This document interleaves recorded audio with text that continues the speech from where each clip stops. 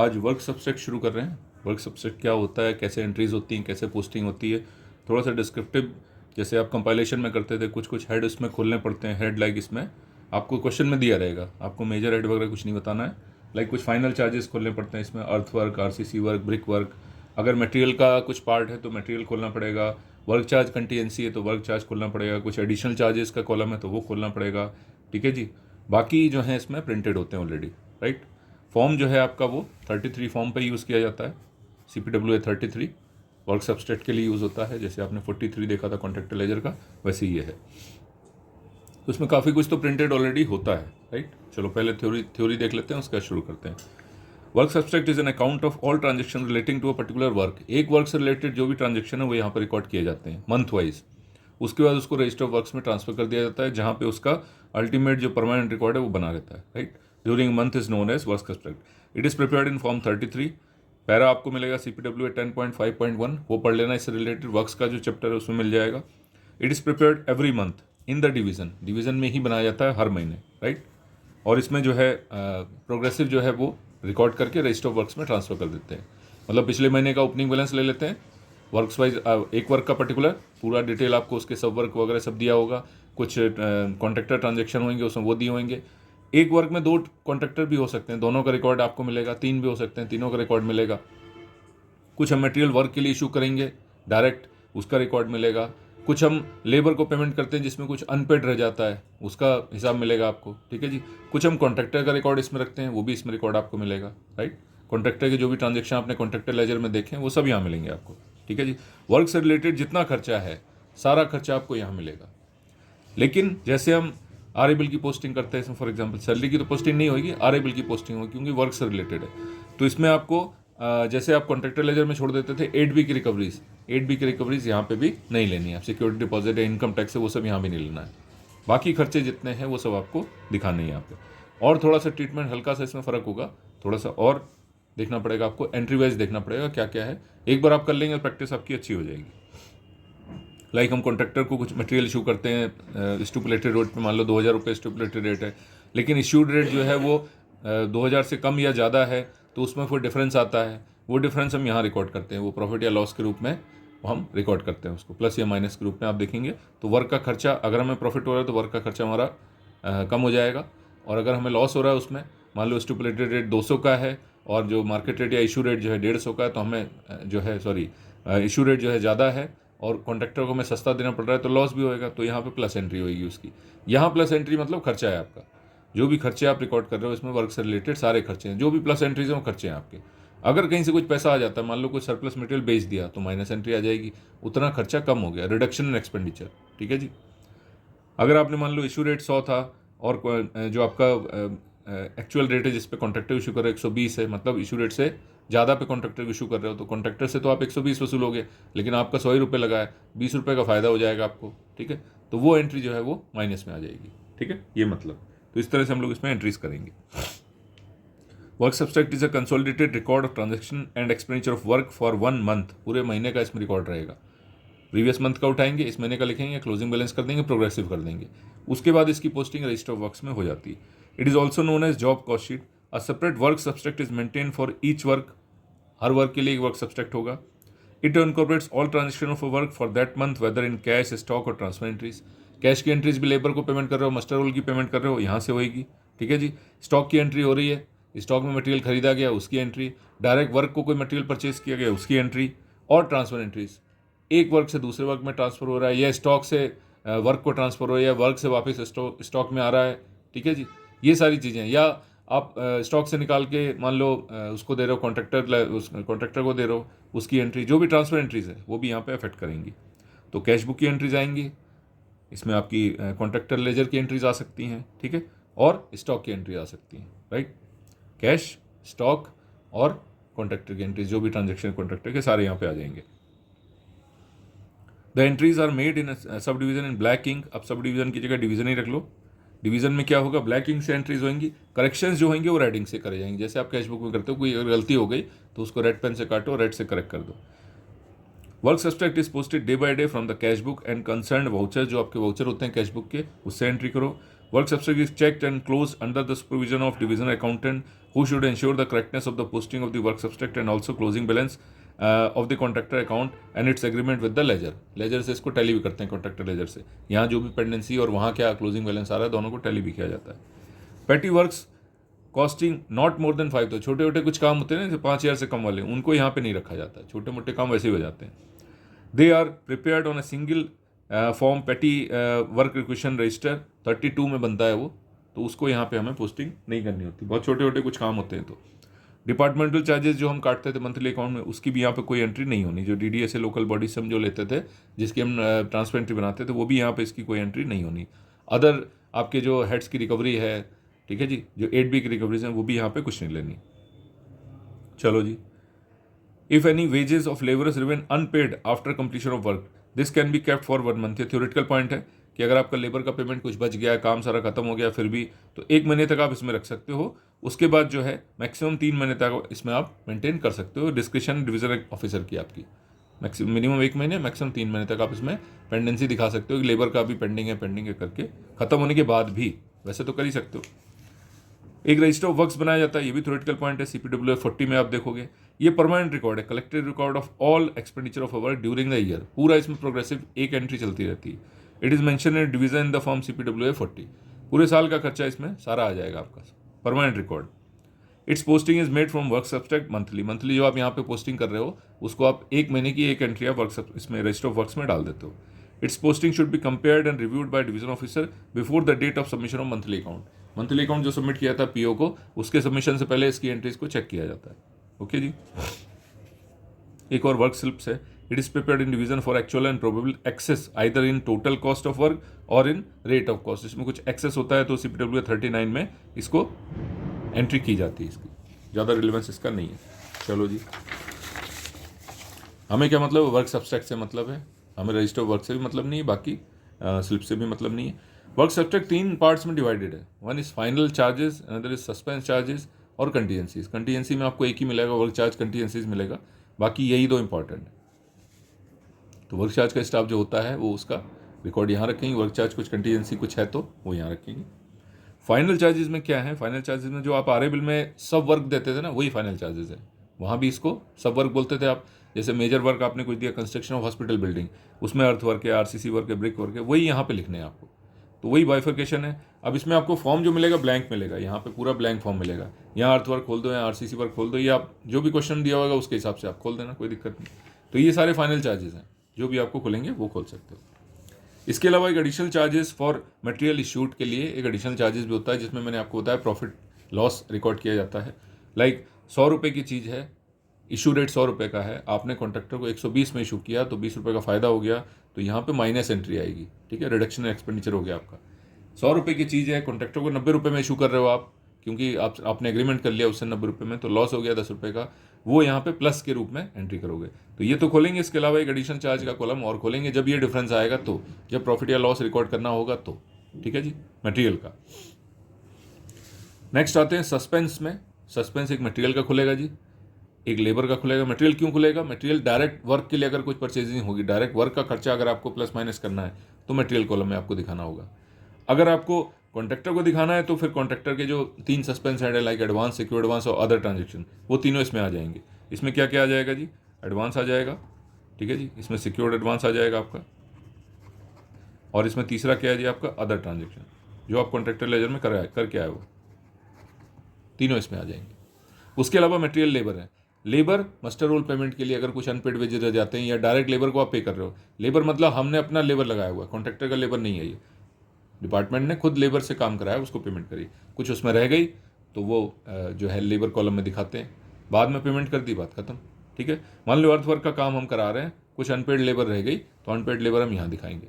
Contractor case में आपको याद होगा हम ग्रॉस अमाउंट दिखाते थे, जैसे मान लो कॉन्ट्रैक्टर को हमने जो है उसके बिहाफ पे हमने 2,000 रुपये खर्चा किए, 2,000 रुपये खर्चा किए तो हम पूरा 2,000 खर्चा किए, लेकिन पेमेंट किया 1,900 रुपये का, तो हम उसके खाते में पूरा 2,000 चढ़ाते थे कि हम उस पर ड्यू करेंगे 2,000, बाद में उससे रिकवरी करेंगे, उस पर तो 2,000 ड्यू करेंगे क्योंकि उसका बनता है।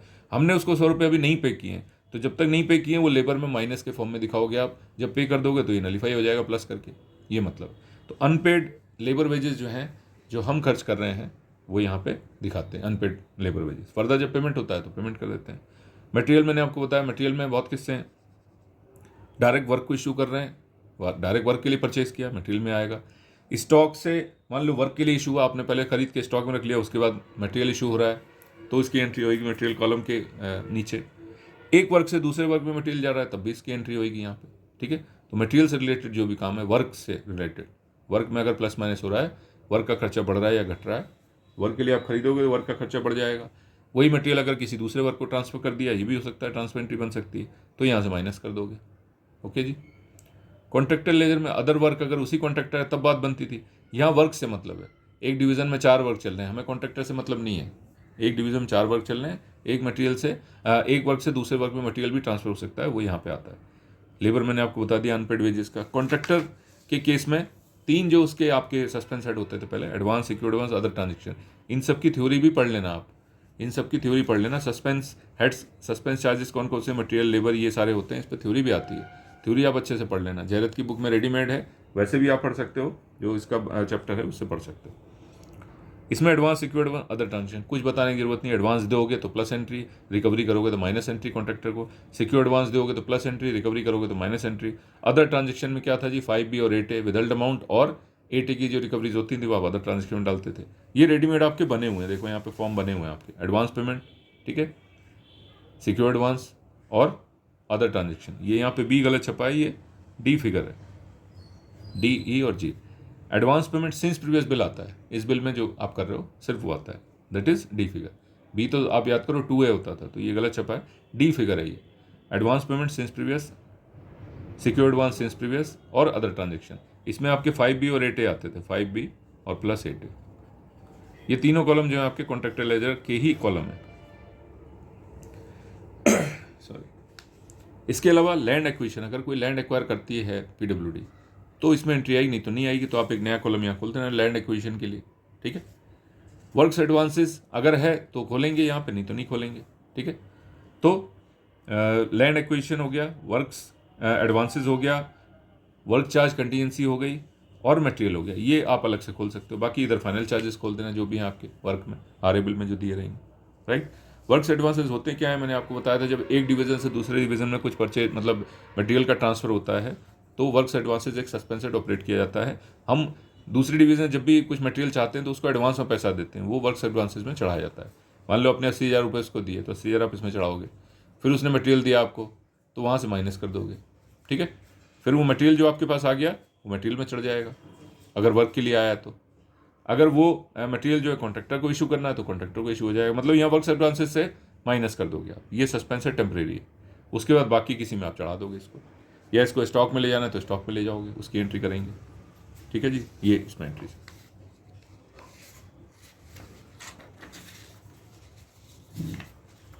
फाइनल चार्जेस में दोबारा बता दूं, 3 तरह के आपने कैटेगरीज ली आपने सब हेड्स की। फाइनल चार्जेस, सस्पेंस और कंटीजेंसी, 3 मैंने बताया आपको। अब इनका बाइफर्केशन देख लो। फाइनल चार्जेस में क्या है जी, this is only final sub head in case of minor works. In case of major work final charges divide into sub heads, earth work, RCC work, brick work, ये जो आपने पहले देखे थे आरए बिल में, वही चीज़ें हैं। These are mainly for payment of work done and all expenditure incurred against a sub work will be entered in this column. इसमें नए नए आप जो भी आइटम्स आएंगे वो खोल लेना आप, अर्थ वर्क, RCC वर्क, इसमें एक एक करके ऐसे खोलने हैं आपको, और उसका खर्चा बुक करना है, सिंपल। एक एडिशनल चार्जेस मैंने आपको बताया, ये कब आता है, जब कुछ प्लस माइनस रेट होता है। कॉन्ट्रैक्टर को हम 200 रुपये का दे रहे हैं, हमने 150 का खरीदा, मतलब इशू रेट 150 का है और कॉन्ट्रैक्टर को 200 में दे रहे हैं तो फायदा हो रहा है, उस केस में हम माइनस एंट्री करेंगे। तो जो भी एग्रीड रेट या स्टुपुलेटेड रेट होता है उस रेट पे हम कॉन्ट्रैक्टर को इशू करते हैं और अदर ट्रांजेक्शन में उसकी एंट्री कर देते हैं। 200 रुपये का इशू किया तो 200 डाल दिए। और स्टॉक जो है वो इशू रेट पे हमारा माइनस होता है, स्टॉक हमारा जो है हम उसको देंगे तो स्टॉक हमारे पास कम हो जाएगा, तो स्टॉक जो है वो इशू रेट पे होता है। इन दोनों का डिफरेंस जो है, इन दोनों का डिफरेंस प्रॉफिट या लॉस के केस में आता है। अगर स्टुपुलेटेड रेट ज़्यादा है, इशू रेट कम है, जिस रेट से हमने खरीदा समझ लो, और इशू स्टुपुलेटेड रेट उसको जो हम दे रहे हैं अगर ये ज़्यादा है तो हमें फ़ायदा होगा, माइनस एंट्री आएगी, ठीक है, रिडक्शन एक्सपेंडिचर होगा। अगर उल्टा होगा तो प्लस, इसमें जो है प्लस एंट्री आई, क्योंकि आपका खर्चा बढ़ गया, वर्क्स का खर्चा ही तो डाल रहे हैं इसमें, वो इसमें हो जाएगा। चलो जी, फॉर एग्जाम्पल 20 बैग सीमेंट के कॉन्ट्रैक्टर P एट स्टुपुलेटेड रेट 110 का रेट है स्टुपुलेशन का पर स्टैंडर्ड बैग, तो 110 इंटू ये हो गया आपका 2200 रुपये। इशू रेट आपका 120 है, आप उसको इशू कर रहे हो 110 में, आपकी खरीद जो 120 की है, तो आपका 10 रुपये का नुकसान है, ठीक है जी, 10 रुपये का नुकसान है। तो उसके खाते में तो हम 2200 चढ़ाएंगे, 110 के हिसाब से 20 बैग 2200। लेकिन जो हमारा खर्चा हो गया, हमारा खर्चा कितना हो गया, 2400 हो गया, इशू रेट वो यहाँ लिख देंगे, क्योंकि हमारा कितना हो गया जी, 120 इंटू 20, 2400 रुपये हो गया। तो ये जो डिफरेंस है वो यहाँ पे लॉस के रूप में आएगा, और लॉस क्या होगा, प्लस होगा, क्योंकि एक्स्ट्रा खर्चा है हमारा। तो इन दोनों का डिफरेंस जो है इसमें आएगा।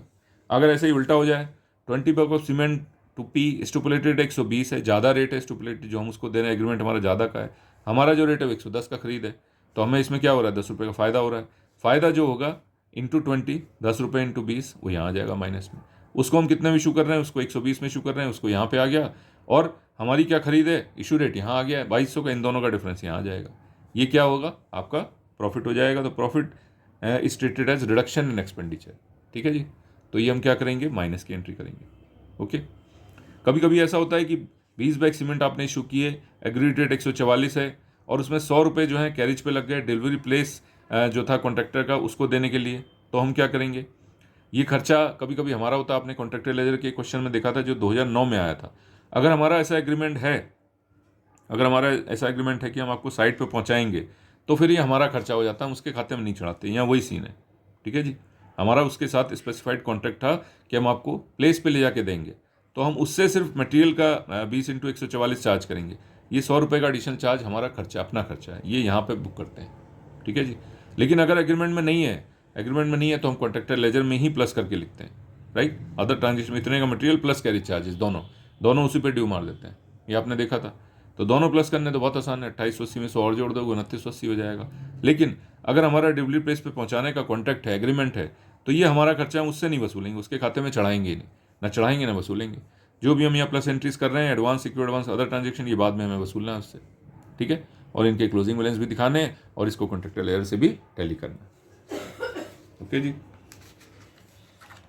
इसके अलावा सस्पेंस अकाउंट्स जो मैंने सेकंड आपको बताया, उसमें क्या था, लेबर हो गया, मटेरियल हो गया, वर्क एडवांस, लैंड एक्विजिशन, ये आपको मैंने सारे बता दिए। लेबर अनपेड वेजेस के लिए मेंटेन करनी है, मटेरियल जो है, वर्क को कितना मटेरियल इशू कर रहे हैं, क्या कर रहे हैं, स्टॉक से इशू कर रहे हैं या डायरेक्ट कर रहे हैं, या एक वर्क से दूसरे वर्क में ट्रांसफर कर रहे हैं, उसके रिकॉर्ड करने के लिए।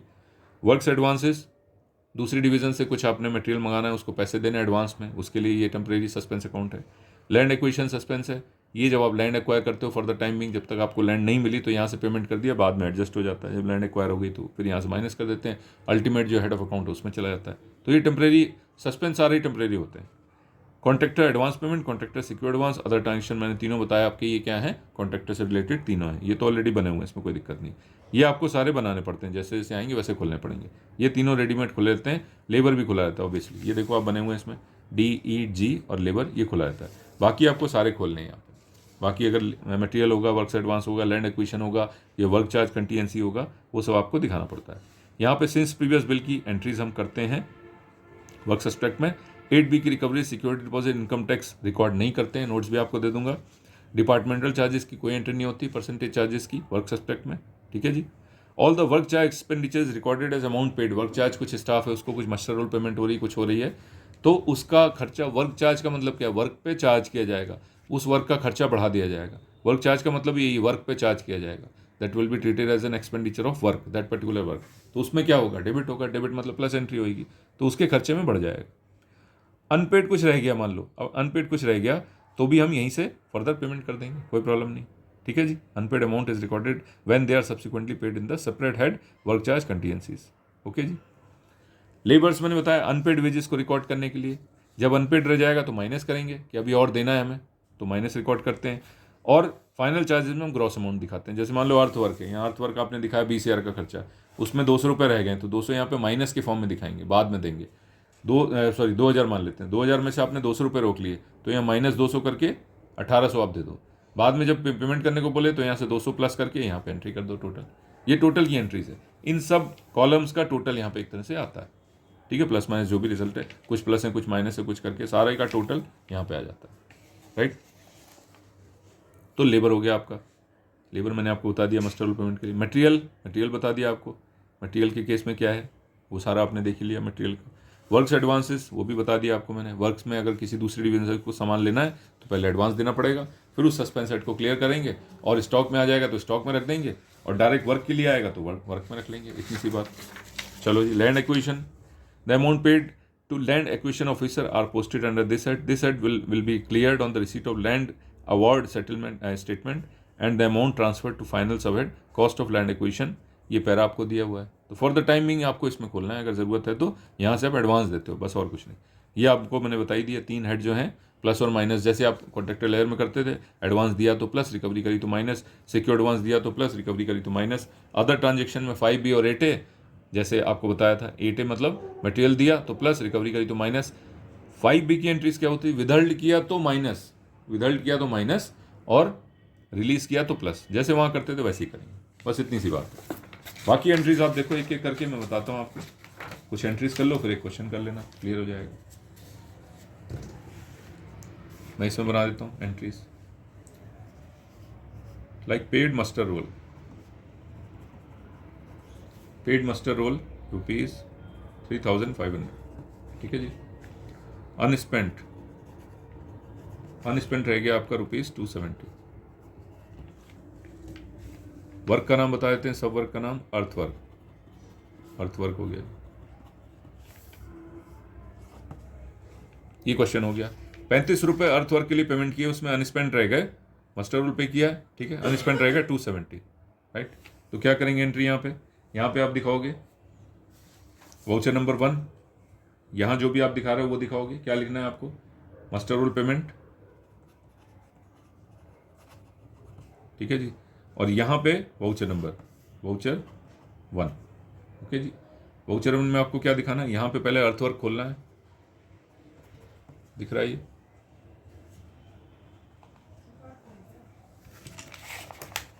ठीक है। मस्टर रोल पेमेंट,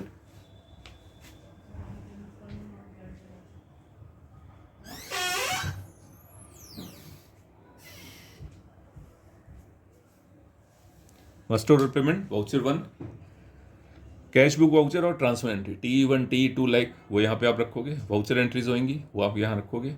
यहाँ पे हमने अर्थवर्क खोल दिया, अर्थवर्क की बात हुई, अर्थवर्क खोल दिया मैंने, ओके जी। अर्थवर्क में पूरा अमाउंट आप दिखाओगे, 3500 का काम हुआ है, ठीक है जी, 3500 पेमेंट हुआ है, लेकिन वो पूरा नहीं हुआ, इसमें 270 आपके क्या हो गए, रह गए अनस्पेंट। तो ये आप डैश कर दोगे यहाँ सब में, डैश करते करते, और लेबर में आके आप दिखाओगे -270, और जो रिजल्टेंट फिगर है वो आप यहाँ लिख दोगे। ये हो गया आपका 3230, बस इसका ये काम है। फर्दर वो कहेगा ये जो रोक लिया था आप पे कर दो, तो यहाँ 270 लिखेंगे, प्लस का यहाँ 270 हो जाएगा, ये मतलब इतनी सी बात। चलो जी, अब दूसरी बात आती है, अगर कल को बोलता है ये पे कर दो, चलो पे करने के लिए बोल देते हैं, paid the unspent amount to labours, ठीक है जी, वो भी लिख देते हैं फॉर अर्थवर्क, जो भी था अर्थवर्क का रोका हुआ था। तो इसमें आपको क्या करना है, अब दूसरा वाउचर बन जाएगा आपका, अब दूसरा वाउचर बन जाएगा मस्टर रोल पेमेंट, पहले जितना किया था वो ठीक है, ये हो जाएगा वाउचर 2। फिर यहाँ पे क्या करेंगे, एक एंट्री हो जाएगी 270 की, और यहाँ पे 270 आ जाएगा, ठीक है जी, क्लियर। चलो नेक्स्ट एंट्री क्या हो सकती है, third entry, paid muster roll, muster roll हमने पे किया, but ₹5,000 on behalf of contractor,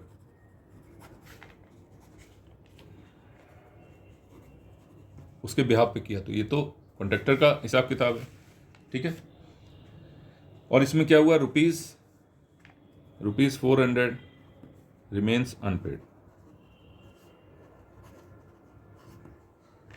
400 इसमें रह गए, कोई बात नहीं। ये क्या हो जाएगा जी, ये भी मस्टर रोल पेमेंट है, मस्टर रोल पेमेंट है, वाउचर हो जाएगा आपका 3, वाउचर 3 हो गया, क्लियर। अब क्या करना है, ऑन बिहाफ ऑफ कॉन्ट्रैक्टर है, अब ये यहाँ पे अर्थ वगैरह वगैरह कुछ नहीं है, कॉन्ट्रैक्टर का जो हिसाब है, देखो जी 3 column, advance payment, secure advance और अदर ट्रांजेक्शन, ठीक है। तो अब ये मस्टर रोल पेमेंट कहाँ आएगा, क्या एडवांस है, क्या सिक्योर एडवांस है, क्या अदर ट्रांजेक्शन है, जिसमें आएगा आप लिखोगे। तो ये कहाँ आएगा आपका, अदर ट्रांजेक्शन में आएगा, ठीक है। ऑन बिहाफ ऑफ हम जो एंट्री करते हैं वो अदर ट्रांजेक्शन में आती है। होता क्या है, ये रिस्क एंड कॉस्ट होता है, यहाँ लिख सकते हो आप risk and cost, risk and cost 8A में आता है ना, 5B और 8A दोनों जी में जाते हैं। वाउचर 3, चलो जी कहाँ लिखेंगे, अब यहाँ क्वेश्चन लिखेंगे वाउचर 3, यहाँ आ जाएंगे और अदर ट्रांजेक्शन में आके ये एंट्री करेंगे 5 ईयर की। लेकिन पूरा पेमेंट तो हुआ नहीं है, 400 उसमें पेंडिंग रह गया, 400 आप माइनस का दिखा दो। ठीक है, तो ये कितना हो जाएगा जी? 4600। 4600 की एंट्री यहाँ दिखा दो, ये मतलब क्लियर है। ऐसे ही आपको एक एक एंट्रीज ऐसे ऐसे करते जाना है और क्लियर होता जाएगा। चलो जी, और एक देख लेते हैं। एडवांस पेड टू कॉन्ट्रैक्टर, ठीक है जी, advance paid to contractor 5000 and secured advance 6000। बहुत आसान है। ये भी क्या हो जाएगा? ये भी क्या हो जाएगा आपका? वाउचर 4।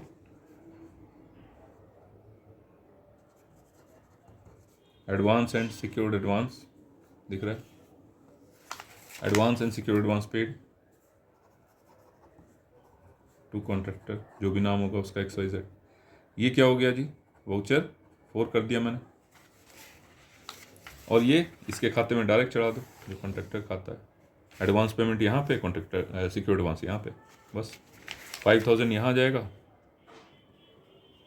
6000 यहाँ आ जाएगा, डैश डैश, और ये टोटल कितना हो गया जी? 11000। कितना आसान है। इनकी जब रिकवरी करेंगे क्या हो जाएगा? -5000, -6000, या कम की रिकवरी होगी तो उतना अमाउंट, 2500 रिकवर्ड, इसमें से 3000 रिकवर्ड फॉर एग्जांपल, तो उतना माइनस करके यहाँ एंट्री आ जाएगी, राइट। जब RABL पे करेंगे तो हो सकता है इसमें से पूरा रिकवर करने के लिए बोले तो माइनस एंट्री आ जाएगी, या पार्शियल बोलेगा तो जितना बोलेगा उतनी माइनस एंट्री आ जाएगी। क्लियर है? जैसे कॉन्ट्रैक्टर लेयर में करते थे वैसे ही करेंगे। चलो जी, अब ये 4 हो गया, 5 आ जाओ जी। Material issued to contractor, material issued to contractor कहाँ से इशू करेंगे? स्टॉक से। Material issued to contractor ₹10,000। जब मटेरियल इशू करते हैं तो वाउचर तो है नहीं, ये क्या बनती है? ट्रांसफर एंट्री बनती है, तो इसकी ट्रांसफर एंट्री बना देंगे। ठीक है जी, T1 बन जाएगा। क्या हो जाएगा जी? उसके खाते में चढ़ाना है हमें कितना? 10,000। तो स्टॉक इशूड टू कॉन्ट्रैक्टर, जो भी उसका नाम होगा, TE1, ट्रांसफर एंट्री 1, जैसे वाउचर चल रहा है वैसे, और उसके खाते में आपको चढ़ाना है कहाँ पे? मटेरियल कहाँ चढ़ाते हैं ये? अदर ट्रांजेक्शन में। यहाँ आ जाओ, 10,000। ठीक है जी, ये बात हो रही किसकी? मटेरियल इशू किया है फ्रॉम स्टॉक, स्टॉक से ही तो इशू करेंगे कॉन्ट्रैक्टर को, तो ये एंट्री होगी। चलो जी, मटेरियल कहा जाता है कि मटेरियल हमने इशू किया, मटेरियल परचेज किया वर्क के लिए। मान लो वर्क के लिए आप कुछ परचेज करना चाहते हो और वर्क को इशू करना चाहते हो। इशू क्या मतलब? परचेज करना चाहते हो, तो उसके लिए हमें मटेरियल कॉलम खोलना पड़ेगा, राइट। चलो जी, देखते हैं।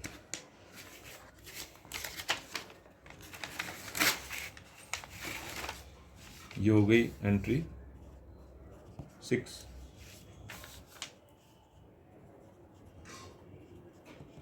Material issued to work, right, material issued to work. अच्छा, इसके हम 2 टुकड़े कर देते हैं यहाँ पे। यहाँ लाइन आप टोटल कर देना, ये बीच में ब्रेक हो जाता है। यहाँ पे जो भी स्टॉक की एंट्रीज होंगी वो करेंगे। यहाँ पे टोटल आता है, ओपनिंग बैलेंस यहाँ पे आता है, एक्सपेंडिचर, और टू दी एंड यहाँ पे पिछले महीने का जो भी क्लोजिंग है वो आ जाएगा। फिर ये महीने के खर्चे हो गए, महीने के खर्चे, और यहाँ पे स्टॉक का खर्चा, जो भी स्टॉक का जो प्लस माइनस है वो सब जोड़ जाड़ के आप यहाँ पे एंट्री करते हो। ठीक है, तो ये हम लोग देखेंगे अभी। Material issued to work, material issued to work कितना हो गया जी? 50,000 मान लो, ₹50,000। Material issued to work 50,000। Stock से नहीं किया है, परचेज किया है। डायरेक्टली आप कह सकते हो, directly issued to work, directly purchase for work. तो हम क्या करते थे? ट्रांसफर एंट्री में बोलते थे आपको डायरेक्ट वर्क के लिए है तो वर्क को क्या कर दो जी? डेबिट कर दो। ये वर्क ही तो है, इसी को डेबिट करना है, प्लस करना है। डायरेक्ट हम अगर वर्क के लिए परचेज करते हैं तो एंट्री क्या होगी आपकी? आपको मटेरियल खोलना पड़ेगा, मटेरियल आपको खोलना पड़ेगा। ठीक है, तो ये क्या हो जाएगा? मटेरियल खोलना पड़ेगा, तो ये भी क्या हो जाएगा? परचेज तो हमने किया है, कैश बुक से एंट्री करी है, और यहाँ पे हम क्या कर रहे हैं? इशू कर रहे हैं डायरेक्टली वर्क को, तो क्या बनेगी? ट्रांसफर एंट्री तो बनेगी। चलो जी, मटेरियल इशूड टू वर्क, कुछ वर्क का बड़ा सा नाम होएगा, ठीक है, मेजर वर्क जो होगा वो दिया जाएगा। यहाँ पे देखो क्या क्या लिखते हैं, मंडल का नाम, नेम ऑफ वर्क कुछ होगा बड़ा सा नाम, कंस्ट्रक्शन ऑफ स्टाफ क्वार्टर्स या जो भी होगा वो, उस वर्क का सारा हिसाब किताब ये है। कैश बुक वाउचर या ट्रांसफर एंट्री का नंबर आएगा यहाँ पे, ब्रीफ पर्टिकुलर्स ही आप दे ही रहे हो यहाँ पे। उसके बाद यहाँ पे आपको फाइनल चार्जेस खोलने हैं, अर्थ वर्क, आरसीसी वर्क, जो भी इस तरह से चलेगा। ओके जी, फॉर्म आपका 33 है ही है। चलो, मटेरियल इशूड टू वर्क 50,000। अब आपको ये मटेरियल खोलना पड़ेगा, material issued to work, material का खर्चा, वर्क का खर्चा डायरेक्ट। और मटेरियल इशूड टू वर्क ये हो गई आपकी T1 हो चुकी है तो 2 हो जाएगी, T2 हो गई आपकी। ओके जी, और ये कितना हो जाएगा मटेरियल के अंदर 50,000। ये वर्क का खर्चा है, ठीक है जी, कॉन्ट्रैक्टर से कोई मतलब नहीं, डायरेक्ट वर्क को इशू किया जा रहा है। एक बहुत अच्छा डिस्टिंग्विश बिटवीन आता है material issued to work and material issued to contractor for work, बहुत अच्छा है, वो यहाँ से समझ में आएगा आपको। This is material issued to work, और अगर यहाँ मैं चढ़ा दूँ तो ये material issue to contractor for work हो जाएगा। इस वर्क के लिए मैंने कॉन्ट्रैक्टर रखा हुआ, उसको मैं मटेरियल इशू कर रहा हूँ अपने स्टॉक से, तो material issue to contractor for work ये है, मटेरियल इशू टू वर्क ये है, दोनों में डिफरेंस है, ठीक है जी। मटेरियल इशू टू वर्क जो है वो डायरेक्टली वर्क को डेबिट किया जाता है, उसका एक्सपेंडिचर बढ़ा दिया जाता है, प्लस एंट्री की जाती है। और मटेरियल इशू टू कॉन्ट्रैक्टर में क्या करते हैं, इसको इसमें प्लस एंट्री करते हैं, इस पर ड्यू करते हैं, बाद में रिकवरी करेंगे मटेरियल की, राइट। तो ये डिस्टिंग्विश बिटवीन आप पढ़ लेना। और एक एंट्री आती है इशू ऑफ मटेरियल की, issued to contractor from stock, ठीक है जी, फॉर वर्क कितना जी, 20,000। Issued to contractor from stock for work, ठीक है। इसकी क्या बनेगी, इसकी भी ट्रांसफर एंट्री बनेगी। ओके जी, कितना अमाउंट है 20,000, इसकी भी ट्रांसफर एंट्री बना दो। स्टॉक से जब भी हम कॉन्ट्रैक्टर को इशू कर रहे हैं, स्टॉक से जब भी हम इशू कर रहे हैं कॉन्ट्रैक्टर को, तो उसकी ट्रांसफर एंट्री बनेगी। और ट्रांसफर एंट्री हम दिखाएंगे कहाँ पे, स्टॉक वाली जो एंट्रीज होती हैं वो स्टॉक में दिखाते हैं, यहाँ पे स्टॉक की एंट्रीज होती हैं वो नीचे दिखाते हैं, ठीक है, नीचे दिखाते हैं। यहाँ पे आ जाओ, जो ऊपर वाला कॉलम है इसमें आप दिखा दोगे मटेरियल के नीचे, ठीक है, मटेरियल के नीचे 20,000, राइट, मटेरियल के नीचे 20,000, और ये लास्ट में चला जाएगा आपका 20,000 हो जाएगा।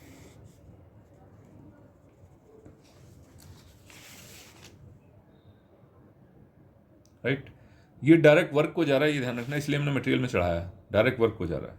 Issued to contractor from stock for work,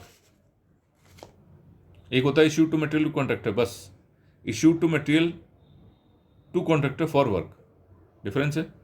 material issued to work ही है ये कायदे से, कॉन्ट्रैक्टर का नाम खाली कंफ्यूज करने के लिए, ओके, बल्कि कॉन्ट्रैक्टर मत लिखो यहाँ पे, कंफ्यूज करेगा, छोड़ो, कंफ्यूज करेगा, कॉन्ट्रैक्टर में यही एंट्री आएगी। Okay, issued from stock for work ये लिखो, ठीक है, कंफ्यूज नहीं होगी आपको। जब कॉन्ट्रैक्टर को करेंगे तो यहाँ पोस्टिंग करेंगे, issued from stock for work 20,000। Work को हम डायरेक्ट, एक तो ये था हमने डायरेक्ट परचेज ही किसके लिए किया, वर्क के लिए किया, तो हम क्या एंट्री करेंगे, मटेरियल में एंट्री करेंगे, ऑब्वियसली कोई दिक्कत नहीं, 50,000 का। एक होता है कि हमने पहले स्टॉक में खरीद लिया, ये कंफ्यूज मत होना, कॉन्ट्रैक्टर वाली यही एंट्री होगी, गलत कर दिया मैंने। जब आप स्टॉक में खरीद के उसके बाद इशू करोगे तो क्या एंट्री होगी, तो एंट्री आपकी नीचे होगी। स्टॉक में ले आए, अब स्टॉक से यहाँ से इशू करोगे आप, तो ये स्टॉक के सामने एंट्री होगी, ठीक है, स्टॉक के सामने यहाँ पे 20,000, ये दोनों में फ़र्क है। ये डायरेक्टली परचेज ही हुई है वर्क के लिए। ये वाली एंट्री क्या है, पहले स्टॉक में रखी गई, फिर वहाँ से निकाल के आपने क्या किया, फिर वहाँ से निकाल के आपने वर्क को इशू करी, आएगा दोनों मटेरियल के अंदर, क्योंकि खर्चा क्या है, वर्क का है। तो ये एंट्री यहाँ होती है, स्टॉक की एंट्रीज नीचे होती हैं, इसलिए मैंने इसके 2 पार्ट कर दिए। क्लियर, चलो, मटेरियल अगर इसको इशू करेंगे तो यहीं प्लस करेंगे, क्लियर है, यहीं करेंगे, जैसे पहले अभी किया था हमने वैसे ही करेंगे। कहाँ पे किया था, ये किया था, कंफ्यूज मत होना, तीनों एंट्रीज में फ़र्क है। इशूड मटेरियल 10,000 टू कॉन्ट्रैक्टर, ये मैंने यही एंट्री सीधे एंट्री कर दी, बिल्कुल ठीक है। इशू से स्टॉक से इशू करेंगे, ये दोनों डिफरेंट हैं। डायरेक्टली आपने परचेज ही वर्क के लिए किया, डायरेक्ट वर्क को इशू किया है, ठीक है, कुछ स्पेसिफिक मटेरियल जो उसी वर्क में यूज़ होगा और कहीं नहीं होगा, तो ये 50,000 हम कहाँ चढ़ाएंगे, इस कॉलम में, मटेरियल कॉलम में यहाँ पे चढ़ाएंगे। लेकिन अगर कुछ मटेरियल हमने स्टॉक के लिए खरीद लिया है, अभी स्टॉक में रखा है, और अब हम यहाँ से मटेरियल के लिए इशू करना चाहते हैं, वर्क के लिए इशू करना चाहते हैं, तो वो मटेरियल ऐसा है कि कॉमन हो सकता है, उसको हमने यहाँ रखा हुआ है, उसको हम चढ़ाएंगे मटेरियल में ही, खर्चा वर्क का ही है, लेकिन यहाँ पे चढ़ाएंगे स्टॉक में, बस ये क्लियर है। ये मटेरियल हो सकता है किसी और वर्क में भी यूज़ हो जाए, लेकिन ये जो है ये स्पेसिफिक आइटम है, ये इसी वर्क के लिए खरीदा गया है। ये डिफरेंस आप समझ सकते हो। चलो जी, एडिशनल चार्जेस मैंने आपको बताया अभी, एडिशनल चार्जेस और देख लो। प्रॉफिट या लॉस जो बात होती है कि आपका स्टिपुलेटेड रेट कुछ और है और इशू टू कॉन्ट्रैक्टर कुछ और है, वो एंट्रीज आप यहाँ देख सकते हो। ठीक है जी, तो क्वेश्चन नंबर 8 हो गया आपका।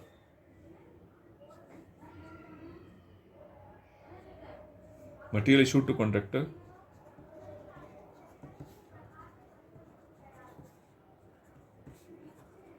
Material issue to contractor, issue rate 5000, मैं पूरा अमाउंट ही लिख रहा हूँ, and stipulated rate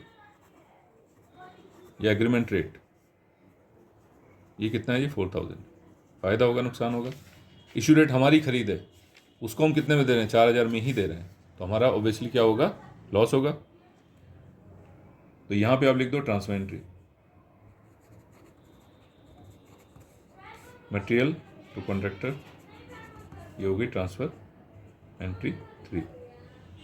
voucher V1 V2 चलता रहेगा, ट्रांसफर एंट्री 1 2 3 4 चलती रहेगी। कुछ अगर मटेरियल बेच के पैसा आएगा तो वो रिसीट वाउचर बनेगा, R1 लिख देना उसको, ओके। T3 क्या करूँ? यहाँ पे आपको एक एडिशनल चार्जेस खोलना पड़ेगा, additional charges profit loss record करने के लिए। ठीक है, हमने क्या किया? कॉन्ट्रैक्टर को इशू किया, कितने में? कॉन्ट्रैक्टर को हम स्टिपुलेटेड रेट से देंगे 4000 में, मटेरियल दिया आपने, कोई बात नहीं। हमारी कितनी कॉस्ट पड़ी है? हमारी कॉस्ट कितनी है जी? 5000 है, हमारा नुकसान हुआ एक तरह से। तो इसका मतलब 5 - 4 कितना आ गया जी? एडिशनल चार्जेस में हमारा लॉस 1000 रुपये का। ठीक है, 5000 की चीज़ 4000 में दे रहे हैं तो 1000 का लॉस हुआ, वो 1000 यहाँ पे आ जाएगा। प्लस का मतलब लॉस है, क्योंकि खर्चा बढ़ गया, वर्क का जो जितनी प्लस एंट्री यहाँ पे हो रही पूरे उसमें, ये सब क्या है? आपका खर्चा है, खर्चा प्लस हो गया मतलब लॉस हो गया। अगर यही उल्टा होता, ये 5000 होता, ये 4000 होता, तो ये माइनस एंट्री होती। ठीक है, उस केस में हमें प्रॉफिट होता। चलो जी, वो भी समझ में आ जाएगा। उल्टा कर दोगे सेम हो जाएगा, 4 का 5 कर दोगे। इतनी एंट्रीज के बाद मुझे लग रहा है क्वेश्चन आप कर सकते हो। आर ए बिल की एंट्री मान लो आएगी, कैसे करोगे? आर ए बिल की एंट्रीज देख लो, एक आर ए बिल की एंट्री बता देते हैं। मान लो एक आर ए बिल की पेमेंट है, आर ए बिल पेमेंट, बाकी छोटी मोटी एंट्री हर क्वेश्चन में एक आध, किसी में वर्क एडवांस आ जाएगा, किसी में कुछ आ जाएगा, किसी में वर्क चार्ज कंटीजेंसी आ जाएगा, तो वो कॉलम खोल लेना, उसमें कुछ नहीं, एक एक एंट्री से अलग अलग आएंगी, ऐसा कुछ नहीं है। किसी में लैंड एक्विजिशन का एक एंट्री आ जाएगी तो वो खोल लेना। आर ए बिल की पेमेंट हो गई जी। चलो जी, इसमें क्या है? अर्थ वर्क है, अर्थ वर्क है 5000 का। चलो जी, RCC वर्क है, RCC वर्क हो गया आपका 6000 का। ओके, और क्या क्या है इसमें? ब्रिक वर्क भी है,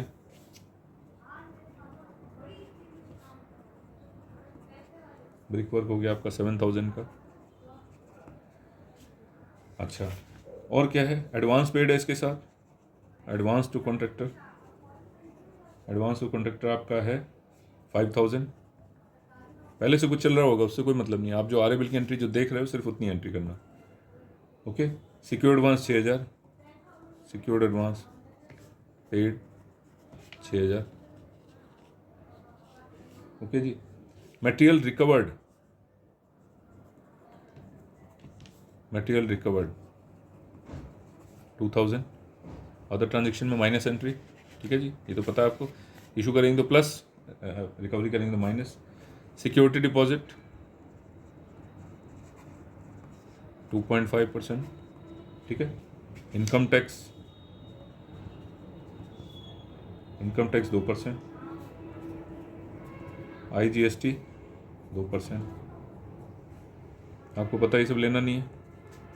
एक चीज़ और जो बताने वाली है, अगर विदहल्ड अमाउंट 500 या उसके नीचे, सिक्योरिटी विदहल्ड जो कहते हैं, सिक्योरिटी विदहल्ड लिखा है और अमाउंट 500 या उससे नीचे है, तब तो वो अदर ट्रांजेक्शन में आएगा, तब तो वो जी ट्रांजेक्शन बनता है, अदर ट्रांजेक्शन बनता है, 5B में आता है, 5B में आता है इसीलिए अदर ट्रांजेक्शन में आता है, ठीक है जी। 5B और 8A दोनों आते हैं ना जी में। तो अगर सिक्योरिटी विदड्रॉल कहीं लिखा है उसका अमाउंट 500 या उससे कम है तब तो हम यहाँ पे लेंगे, और अगर उससे ज़्यादा है तो वो सिक्योरिटी डिपॉजिट बन जाता है। फिर अगर मान लो 1000, 2000, 4000, 5000 कुछ है तो वो फिर यहाँ नहीं आएगा, वो 8B की रिकवरी बन जाती है, वो फिर यहाँ पे नहीं आएगा, ठीक है। तो यहाँ पे सिक्योरिटी डिपॉजिट, 8B रिकवरी नहीं लेना, इनकम टैक्स नहीं लेना, GST नहीं लेना, कुछ नहीं लेना यहाँ पे, राइट। चलो जी इसकी भी एंट्री कर देते हैं। ये क्या हो गया, RA बिल पेड। यहाँ इतना हार्ड एंड फास्ट नहीं है, लैंग्वेज आप अपने हिसाब से लिख सकते हो। RA बिल पे करोगे तो वाउचर हो जाएगा। वाउचर क्या चल रहा था आपका, वाउचर 4 चल रहा था, 5 कर लो, चलो जी। अब आती है बात अर्थ वर्क, RCC वर्क और ब्रिक वर्क। मेरे पास क्या है, यहाँ कुछ नहीं है। पहले मैंने खोला था, वैसे फर्स्ट पेज पे खोला था, तो अर्थ वर्क आप ये समझ लो यहाँ पे खुला हुआ है, अर्थ वर्क यहाँ पे खुला हुआ है, ठीक है। अभी पीछे जो मैं क्वेश्चन कर रहा था उसमें खुला हुआ है। और कौन सा खोलें जी, RCC वर्क खोल देते हैं, RCC वर्क, क्योंकि आप सारी एंट्रीज एक ही पेज में करोगे ना। Brick work, exam point of view से बता रहा हूँ, ब्रिक वर्क वैसे तो ज़्यादा भी हो सकती हैं। 3 आपके कॉलम खोल देंगे। 3 कॉलम में क्या क्या लिखना है, ये लिखना है जैसे कंपाइलेशन में हेड खोलते हो वैसे ही।